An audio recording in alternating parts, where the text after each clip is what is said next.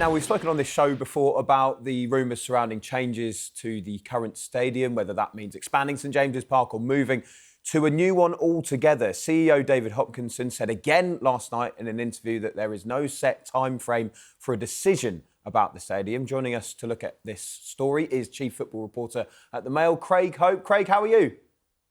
I'm very good, guys. A little sleepy. These late games, you tend to finish your video editing, as Adam will know, 2, 3 o'clock in the morning. But then children do not take account for the late finish. So I was up at 7 o'clock. So these post-European days, you generally spend in a bit of a fog. But I'm hoping you guys are going to help me clear that. Yeah, well, they're so selfish, aren't they, of course? They should know that you're a hard-working journalist. Craig, what is the latest you can tell us about where Newcastle are at with this decision? It's funny you should say that. So we've all got iPhones and you get the memories flash up, don't you, of where you were a year ago today. Well, a year ago yesterday, I was up at Matfin Hall infiltrating the high-level Saudi summit. And this was the first time that we wrote with a strong degree of confidence on the back of that Newcastle were going to go down the route of pursuing a new stadium. Now, what had been presented inside the room that day was a vision of how a new stadium would look on Leazes Park, which is only half a mile, a long goal kick really away from the current site at St James's. And all of the information coming out of that, and this is what we wrote in the Daily Mail, was that all roads led to a new 65,000-seater ground in the style of the Allianz Arena in Munich. They had bubble wrap with a lovely Wembley Way-style walk up to it, all the trees on either side. And every source I went to, and to write a story and to commit to this, you really do have to be sure. Everybody was convinced that that was the avenue they were going to pursue, especially as this video was then being presented to stakeholders too. And I'm told it looked incredibly impressive. And again, that number around 65,000. What they were waiting for was the Saudis to give the green light. Now, Darren Eales, the chief executive at the time who was present that day, he'd not long been on the record saying the decision, the announcement was imminent. That was his word, imminent. This was a year ago yesterday. Now, that wasn't forthcoming. And what we're led to believe is, do you want to use the phrase cold feet? I don't know. But the Saudis didn't follow through with what we expected them to do. More feasibility studies were commissioned. And they wanted more time to be sure that this big decision, this once in a lifetime, once in a generation check that they were going to sign, that it had to be right, really. Do you feel that they're taking their time over, like you say, a generational decision, a massive, massive commitment if they do go for a new stadium? Or do you feel as if this is being dragged out, especially when you've had someone like Darren Eales say, do you know what, don't worry, decision imminent, you're going to find out. Do you feel as if it's being dragged out and it's frustrating for supporters?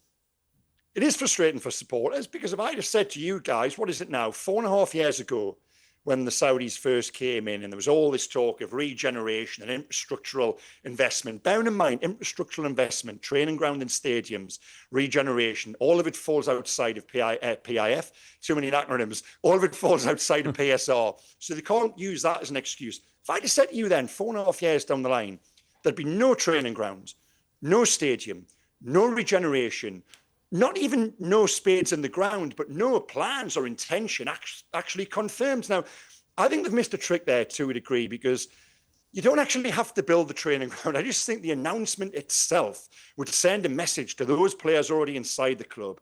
It would send a message to any prospective signings in terms of this project and this ambition and where they want to take the club. Now, Alexander Isak, part of his motivation for wanting to leave Newcastle was concern over the speed and the direction and the level of ambition of the Saudi project. It wasn't quite what was sold to some players in the brochure, and that has been discussed internally of late. And a lot of that does come back to the fact that they're reporting for duty every day to a training ground in Benton, which, yes, it's okay, but I still think it probably ranks among the bottom 6 or 7 in the Premier League. And this is a club whose stated ambition is to be number 1 in the world. So I'm really surprised, disappointed, frustrated, whatever we want to apply to it, that we're 4.5 years into Saudi ownership and there yet hasn't been any tangible progress with regard to training ground or stadium. Yeah, Craig, David Hopkinson, new CEO, of course, been in the job for sort of 6 months or so. What are you making of him so far? Because he keeps talking about revenue, sponsorship deals, and he seems to speak a good game, but there's surely so many things Newcastle could get sponsored, could sort out, and we're seeing nothing about this. I don't understand how Newcastle can grow their revenue if they're not going to actually get some sponsorship deals in? Yeah, well, listen, David's came in and he's been visible. He's been engaging. He's been a point of contact, reference, reassurance for supporters, because that had evaporated post Amanda Staveley and Mehrdad Guddusi. So I think that is important. David's still in the honeymoon period whereby it's, there's a lot of talk, there's a lot of promises. There'll come a point where that expires and he and the club have got to start doing. They've got to start putting zeros on the end of sponsorship deals. They've got to start bringing in training ground, training kit sponsors. It's all very well talking about PSR being a barrier. It's a barrier for everybody. You've got to go and do something about it. And for me, Newcastle have not maximised and have not pushed back on the boundaries to the extent I thought they would and to the extent I think they actually can do. That now is on David Hopkinson. As you said there, Jack, he's come in, he's been engaging.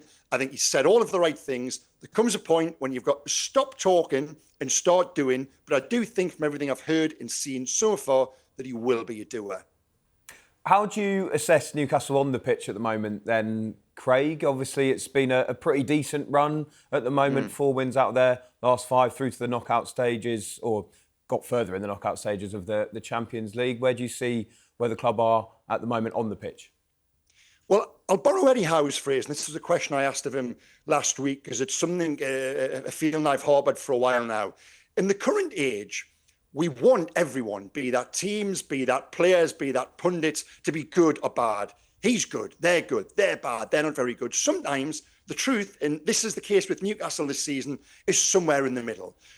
A corner turned isn't necessarily a corner turned when it leads down a blind alley. Just as a blind alley isn't perpetual darkness, Newcastle will emerge from it. That is why we see them currently 11th in the Premier League, and a lot of this comes back to. This was something I wrote about last Saturday for the Daily Mail. A lot of it can be traced back to the summer, and before that, something I've already touched on there, with Amanda Staveley and Mehrdad Guddusi, who left the club against their will, approaching 2 years ago, and there was that vacuum at executive level, and I think the club have really suffered for that. They've made some poor appointments in terms of hierarchical additions. Paul Mitchell was an absolute disaster. They're still feeling the cost of that now. One of the most pivotal key summers in the club's history was navigated without a chief executive and a sporting director.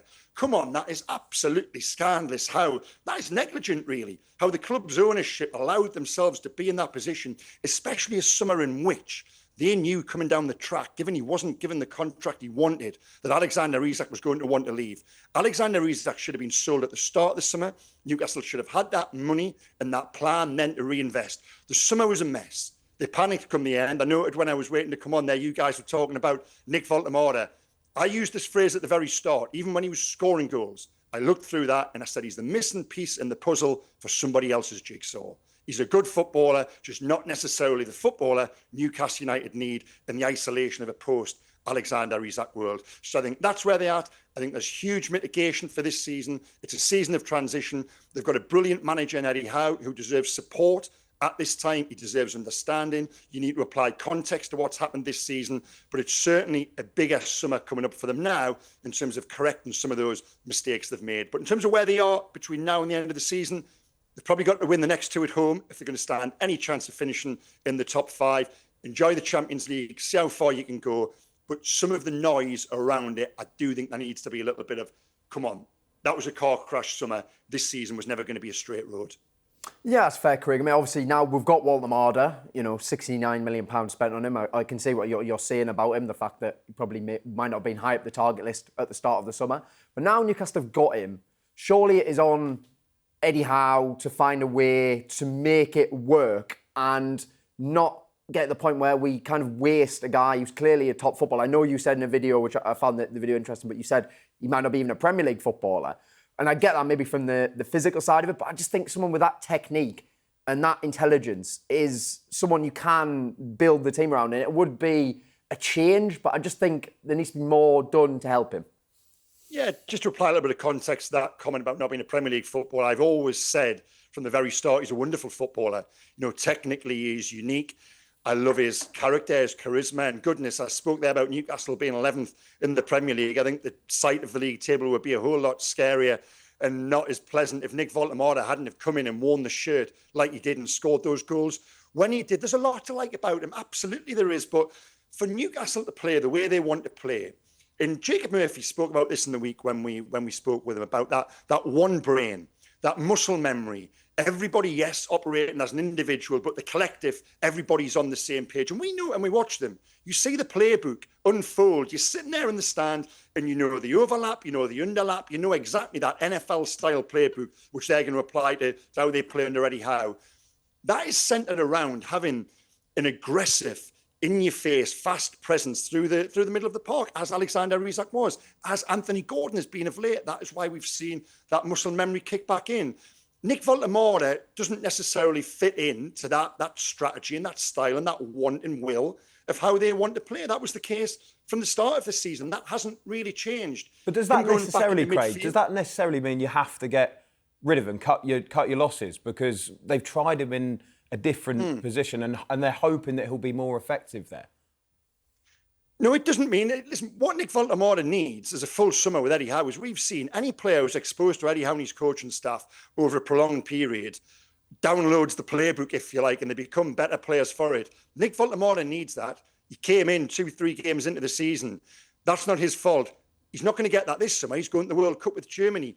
When does he get that? I don't think we're at the stage right yet where you're talking about cutting losses, but I'd be interested to see what you guys think. You know, that comment I said about not being necessarily a Premier League footballer wasn't based on him being a bad footballer. It was just looking at a unique skill set and where would he exist in a Premier League team. I don't think he's necessarily a Premier League number 9.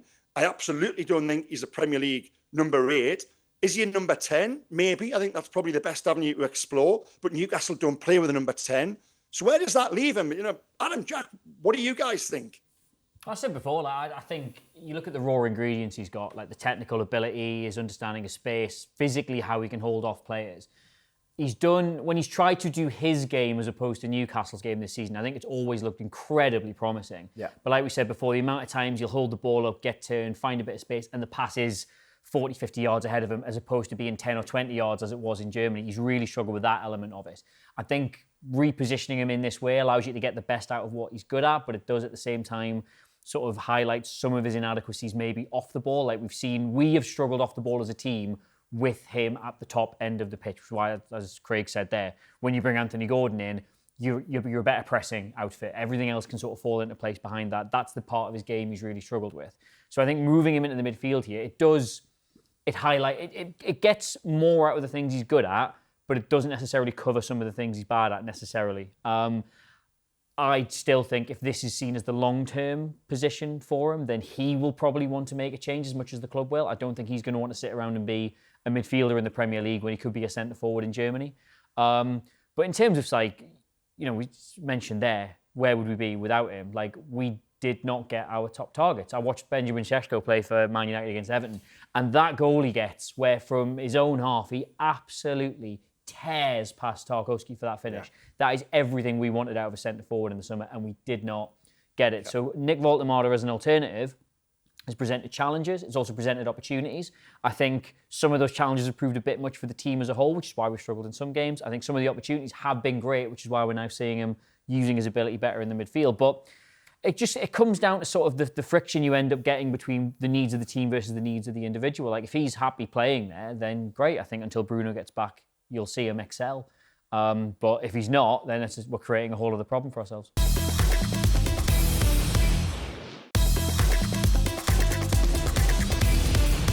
Just finally, Craig, Adam mentions the needs of the team potentially this summer. How do you see the transfer window playing out? Because obviously we know how frustrating it was last time out. Will there be a repeat of that, or do you feel that Newcastle will have learnt their lessons?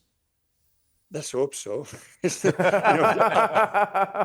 Adam touched on it there. If Newcastle had have landed the top targets, just imagine the Newcastle team right now with Hugo Ekitike, Brian Mbeumo, Benjamin Sesko, João Pedro, whoever it may be. I think this season would have looked entirely differently. And given that nature of the Premier League, everybody's beating everyone. If you can string any sort of runs together, I think Newcastle would have been up there in the top 4 now, probably on the coattails of the top 3, if they'd had the centre forward who allowed the rest of the team to function as they remember and as they want, but also within themselves as well, was able to fill that Alexander Isak void easier than they have done. And don't underestimate as well the Johan Wissa injury was terribly, terribly cruel luck. But to answer your question in terms of in terms of this summer. Ross Wilson's in there now. They've got the sporting director. They've got the chief executive. Those relationships are good. Those relationships are strong where perhaps they weren't previously. So, yeah, it is a big summer. Eddie Howe doesn't like mass change, but I certainly think through the middle, they've got to go out and sign a centre forward. They've got to bring in another striker again. We never thought we'd be saying that after 124 million went on 2 players, 6 months ago. But I do think they need to get a player in who allows them to play how they want to play and need to play. Elsewhere, a goalkeeper, I think the point has come now where they do need to evolve. They need a goalkeeper. They need another right-sided centre-half. Fabian Schär injured, out of contract. And then the one position as well, and this might leave you guys with something to talk about when I do sign off, but right wing remains a problem. Anthony Gordon and Harvey Barnes have scored 26 goals between them this season across competitions. If they had even half of that contribution from the right, I talked there about Newcastle making that leap from 11th to 4th or 5th with a few more goals. If Anthony Elanga had that impact, if Jacob Murphy had been the Jacob Murphy of last season, to have that absolute absence of real, true, elite contribution from the right is another reason why Newcastle haven't fulfilled their potential this season. You talk there about calling time on the Nick Voltemora experiment, perhaps. Anthony Elanga is another one they've got to talk about. The scope for improvement, but I'm not yet convinced that even with exposure to Eddie Howe over a full summer, he would be that player Newcastle need in terms of posting the numbers from out wide.